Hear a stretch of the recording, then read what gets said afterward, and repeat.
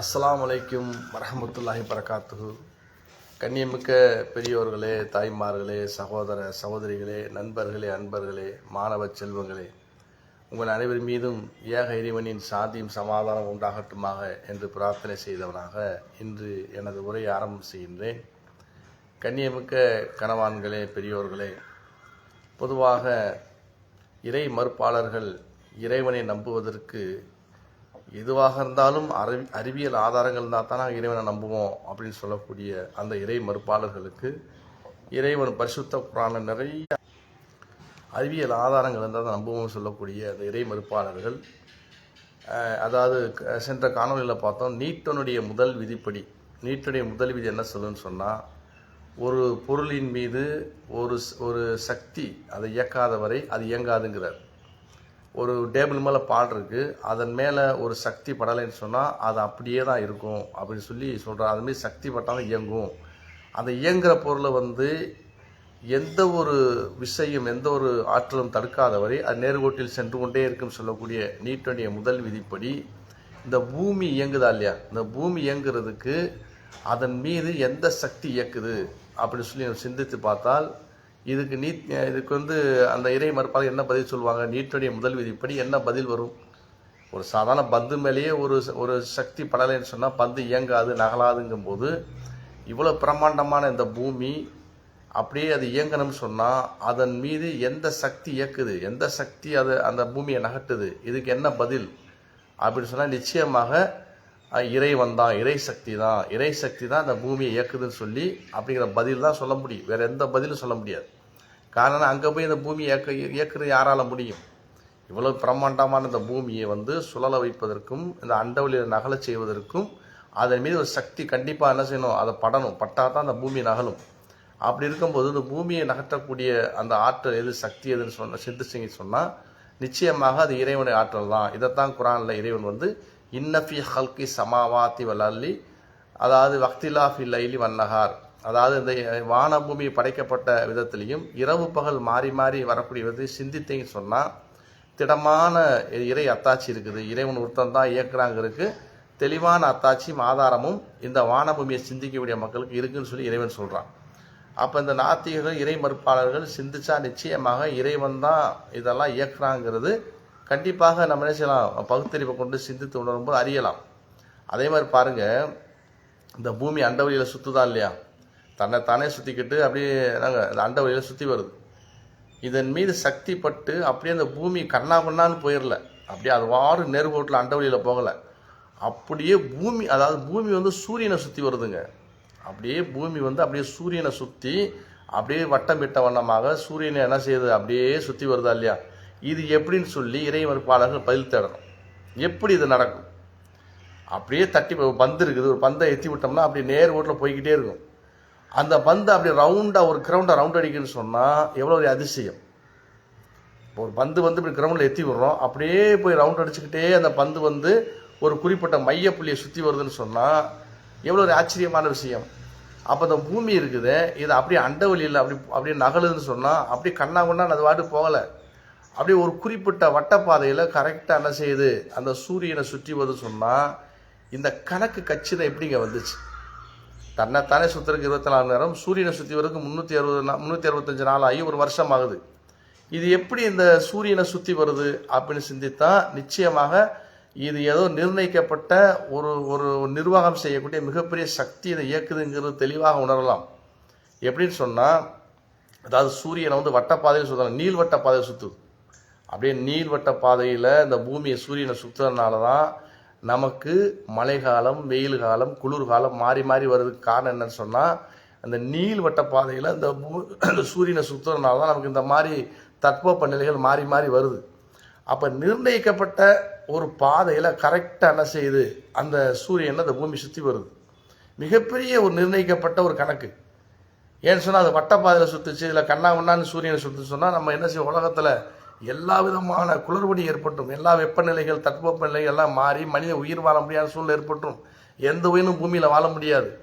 கரெக்டாக பார்த்தீங்கன்னு சொன்னால் அந்த ஏப்ரல் மாதத்தில் வெயில் காலம், டிசம்பர் மாதத்தில் குளிர்காலம், இப்படிலாம் மாறி மாறி வர்றதுக்கு என்ன காரணம்னு சொன்னால் இந்த பூமி வந்து சூரியன் அப்படியே என்ன செய்ய நீள்வட்ட பாதையில் அது ஒரு கரெக்டான கணக்கில் ஏதோ ஒரு மிகப்பெரிய சக்தி அதை இயக்கி கரெக்டான முறையில் இயங்கக்கூடிய ஒரு கட்டுப்பாட்டில் இயங்குற மாதிரி இயங்குதா, இல்லை அது பாட்டுக்கு தாறுமாறாக கண்ணாபண்ணான்னு இயங்குற மாதிரி இயங்குதான்னு பார்த்தா ஒரு மிகப்பெரிய ஒரு கட்டுப்பாட்டுக்கு இல்லை, மிகப்பெரிய ஒரு அதிகாரத்தை நிகழ யாரோ ஒருத்தர் நிர்வாகம் செஞ்சு இயக்குற மாதிரி இந்த பூமி இயங்குதா இல்லையா? நீள்வட்ட பாதையில் சுற்றி வரனால தான் நமக்கு என்ன செய்யுது, தட்பவெப்பநிலைகள் மாறி மாறி இந்த உலகத்தில் வந்து எல்லாமே என்ன உலகத்தில் கரெக்டாக கச்சிதமாக நடக்குது. மழை காலத்தில் மழை பெய்யுது, வெயில் காலத்தில் வெயில் அடிக்குது, குளிர் காலத்தில் குளிர். காரணம் என்ன சொன்னால் இந்த பூமி வந்து அப்படியே நீள்வட்ட பாதை சுற்றினால தான். வட்டப்பாதையில் சுற்றினா என்ன ஆகும், ஒரு வட்டமாக சுற்றுச்சு சொன்னால் இந்த பூமி சூரியனை வட்டமாக சுற்றினா இந்த உலகத்தில் தட்பவெப்பநிலையே மாறாது. இந்த பூமியில் மனுஷன் வாழ முடியாது, இந்த உயிரினம் வாழ முடியாது. வெயில் காலமாக இருக்கும், குளிர்காலமாக இருக்கணும். இந்த உலகத்தில் மனுஷன் வாழ முடியாத பூமி அது மாறிடும்.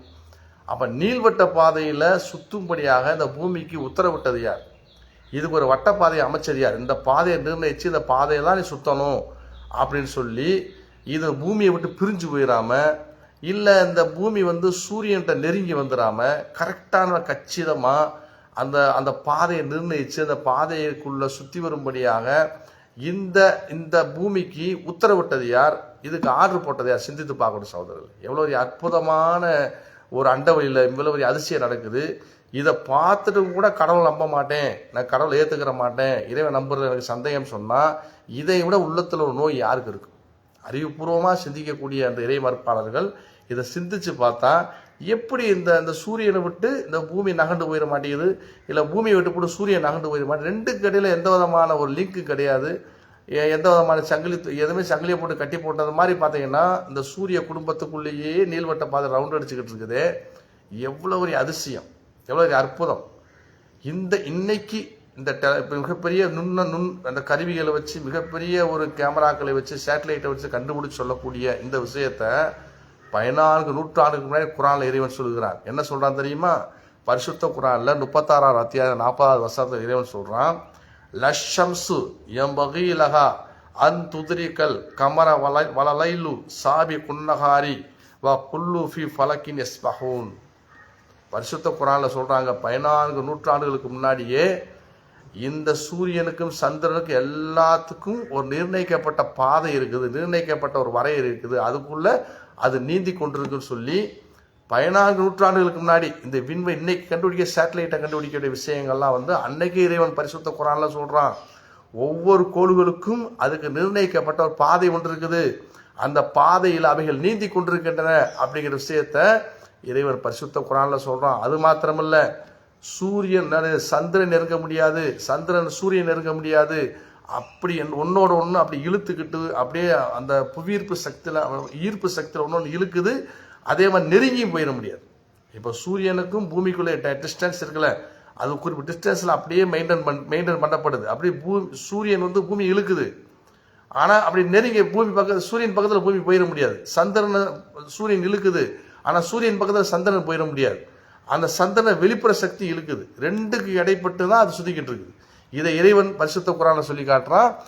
அதாவது சூரியன் சந்திரன் நெருங்க முடியாது, ஒவ்வொன்றும் அதுக்குள்ள நிர்ணயிக்கப்பட்ட பாதைகளை நீந்தி கொண்டு அப்படியே சுழன்று இந்த அண்டவெளியில் அப்படி இயங்கி கொண்டிருக்குன்னு சொல்லி 14 நூற்றாண்டுக்கு மேலே இறைவன் பரிசுத்த குரான்ல 36 அத்தியாயத்தில் 40 வசனத்தில் இறைவன் சொல்றான்னு சொன்னா எவ்வளவு அற்புதமான ஒரு வேதம். இந்த அண்டவெளியில் நடக்கக்கூடிய அதிசயங்களை, அண்டவெளியில் இருக்கக்கூடிய இன்னைக்கு நவீன விஞ்ஞானத்தால் கண்டுபிடிக்கப்பட்ட அந்த அற்புதமான இந்த இந்த கண்டுபிடிப்புகளை 14 நூற்றாண்டுகளுக்கு முன்னாடி அப்படியே படம் பிடிச்சு அப்படியே சொல்றான். ஒன்றோட ஒன்று நெருங்க முடியாது, அதுக்கு நிர்ணயிக்கப்பட்ட பாதை இருக்குது, அந்த பாதைகளை சுற்றி சுழண்டுகிட்டே இருக்குன்னு இறைவன் சொல்றான். அதனால இந்த கடவுளை மறுக்கக்கூடிய மக்கள் யோசிச்சு பார்த்தோம்னு சொன்னா எப்படி இது இயங்குது? இந்த பூமி சூரியனை விட்டு நகண்டு போயிட மாட்டேங்குது, இந்த பூமியை விட்டு சந்திரன் நகண்டு போக மாட்டேங்குது, ஒரு வட்டத்துக்குள்ள கரெக்டாக ஒரு சூரிய குடும்பம் மாதிரி ஃபேமிலி மாதிரி அது அந்த ரவுண்டுக்குள்ள அப்படியே சுற்றிக்கிட்டே இருக்குது. இதுக்கு இப்படி ஒரு கட்டுப்பாட்டை விதிச்சது யார்? இதுக்கு இப்படிப்பட்ட ஒரு வரையறையை இப்படி வரம்பையை நிர்ணயிச்சது யார்? இப்படி ஒரு பாதையை இதுக்கு நிர்ணயித்து இதுக்குள்ளேயே சுழலும்படியாக உத்தரவிட்டது யார்? இது கடவுள் இல்லாமல் தனியாக இருக்குது, எல்லாமே கடவுள் இல்லாமல் இயங்குதுன்னு சொன்னால் இது எப்படி ஒரு குறிப்பிட்ட வரையறைக்குள்ளே இயங்கும்? கணக்குப்படி இயங்குதே, கச்சிதமாக இயங்குதே. எப்படி இயங்குது? 365 நாளில் ஒரு வருஷம் அப்படி இந்த சூரியன் சுத்தம்னா கரெக்டாக சுற்றி வந்துடுதே. இந்த நிர்ணயித்தது யார்? இத்தனை நாட்களுக்குள்ள நீ என்ன செய்யணும், சூரியனை சுற்றி வந்துடணும். இத்தனை மணி நேரத்துக்குள்ள உன்னை நீயே சுத்திக்கணும்னு சொல்லி இந்த பூமிக்கு உத்தரவிட்டது யார்? யோசிச்சு பார்க்கணும் சொல்றது. இந்த பூமிக்கு இந்த இந்த மாதிரி நீள்வட்ட பாதையெல்லாம் சுத்தணும் சொல்லி பாதை போட்டு கொடுத்தது யார்? பாதை யார் நிர்ணயிச்சது யார்? கரெக்டா நீள்வட்ட பாதையில சுத்துதே, கண்ணாவனான்னு சுத்தலையே. வட்ட பாதையில சுத்தினாலும் என்ன செய்யும்? நமக்கு உலகத்துல மனுஷன் எந்த உயிரினும் வாழ முடியாது. நீள்வட்ட பாதையில சுத்தும்படியாக இதுக்கு பாதை அமைச்சது கொடுத்தது யார்? இதைத்தாங்க இறைவன் பரிசுத்த குர்ஆன்ல இந்த வசனத்தை சொல்றான். லஷம்சு எம்பகி லஹா அன் துத்ரிகல் கமர வலலைலு சாபி குன்னஹாரி வ குல்லுன் ஃபீ ஃபலக்கின் யஸ்பஹூன். நிச்சயமாக ஒவ்வொரு அந்த கிரகங்களுக்கும் ஒவ்வொரு இந்த சூரியன் சந்திரன் பூமிக்கெல்லாம் நாம் ஒவ்வொரு வரையறையை ஏற்படுத்தி ஒவ்வொரு பாதை அமைத்து கொடுத்திருக்கிறோம். அந்த வட்ட வரைகளுக்குள் நீந்தி செல்கின்றன அப்படின்னு சொல்லிட்டு இந்த சூரியன் சந்திரன் நெருங்க முடியாது, சந்திரன் சூரியன் நெருங்க முடியாது, எல்லாமே இறைவன் நிர்ணயித்த பாதையில அப்படியே நீந்தி போய்கிட்டே இருக்கு இறைவன் சொல்றான். எவ்வளவு அற்புதமான வசனங்கள் யோசிச்சுப்பாங்க. அப்ப இது இறை வேதம் என்பதற்கும் இறைவனுடைய வார்த்தை என்பதற்கும் மிகப்பெரிய சான்று.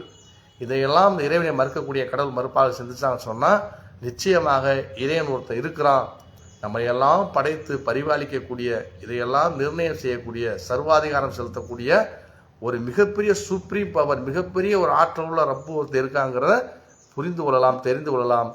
இறைவனை ஏற்று இந்த உலகத்துல இறை வணக்கத்துல ஈடுபட்டு இந்த உலகத்துல இறைவனை மிகப்பெரிய அருளை பெறலாம். மரணத்துக்கு பின்னாடி உள்ள மறுமை வாழ்க்கையில இறைவன் கொடுக்கக்கூடிய உயர்ந்த பரிசா இருக்கக்கூடிய சொர்க்கத்தையும் பெறலாங்கிற விஷயத்தை கூறிக்கொண்டு எனது உரையை நிறைவு செய்கிறேன்.